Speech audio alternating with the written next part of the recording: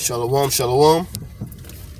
Kol halayama, Yahweh Bahashem, Yahweh Shah, Bahashem Rakak Radash, Barakatah Yahweh, Barakatah Yahweh Shah, Barakatah Yahweh, Barakatah Yahweh Shah. And about to get ready to try to go to camp. I didn't get a chance to do it yesterday. It was bad weather, so I kind of stayed in and did a couple lessons. But this one is in transit on my way to camp. And I just want to kind of talk a little bit about some of the things that's going on in the world right now. The thing with the Georgia Stones and the CERN thing, and the Wade versus Roe, and rumors of the weather going bad. I mean, Salakia, the rumors of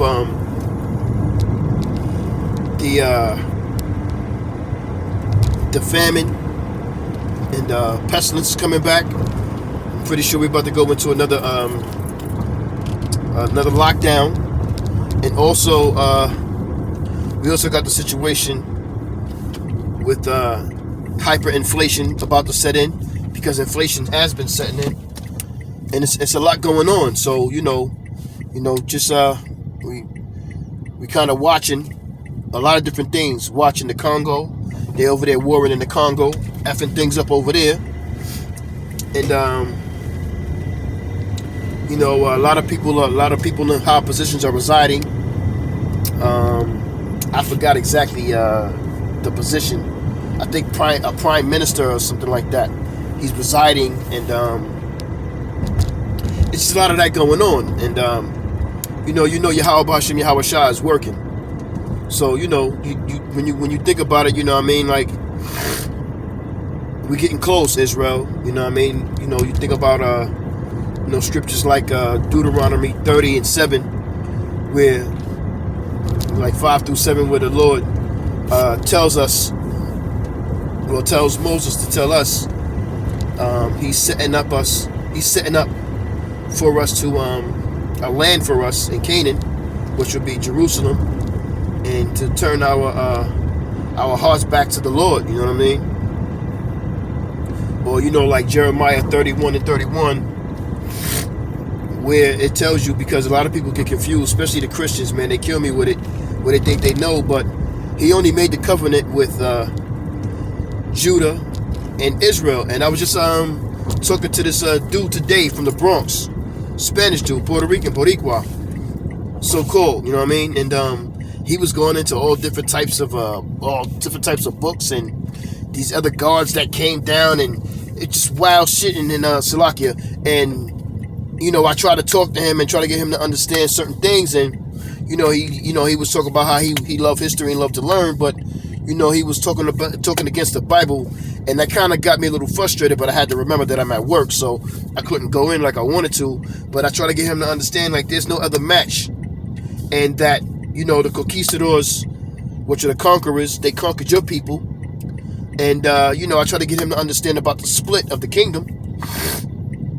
But he didn't understand that. And another thing he was confused about was Jews, saying that, oh, well, we're not the Jews. And I'm like, dude, yeah, you're not Jews, because Jew is short for Judah. He didn't know that.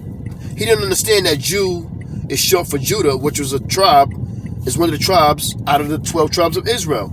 And that he got confused about the Gentiles too. And you can go into Acts 2 and 5, that tells you about how the Jews were dispersed all around the world. Or you can go into like Tobit 13:3. It tells you about how Israel was scattered. Also James 1:1, which was actually Yahweh Shah's biological brother.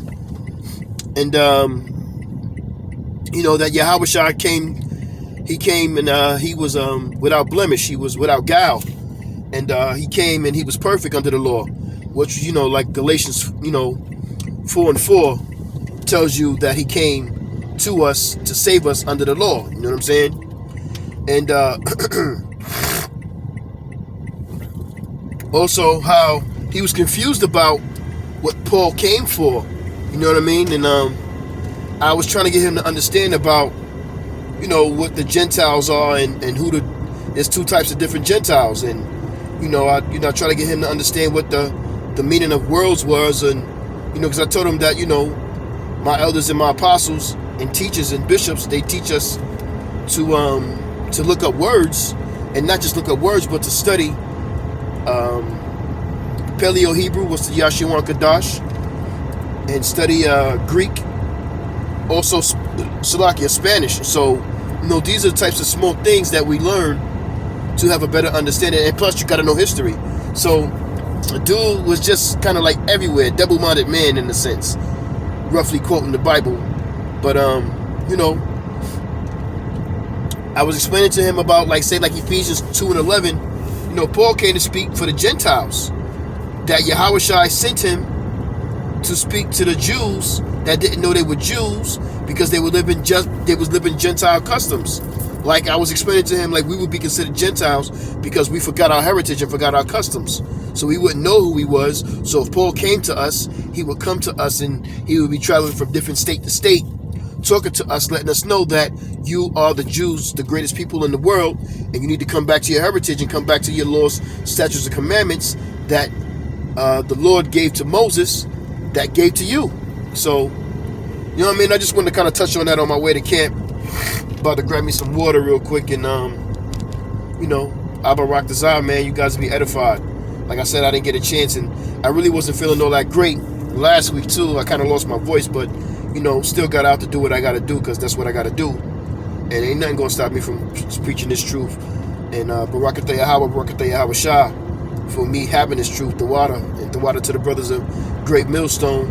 I appreciate you brothers every day putting your life on the line, and the Spirit working with you to teach us the water to you brothers. Much love to you brothers. Shalom.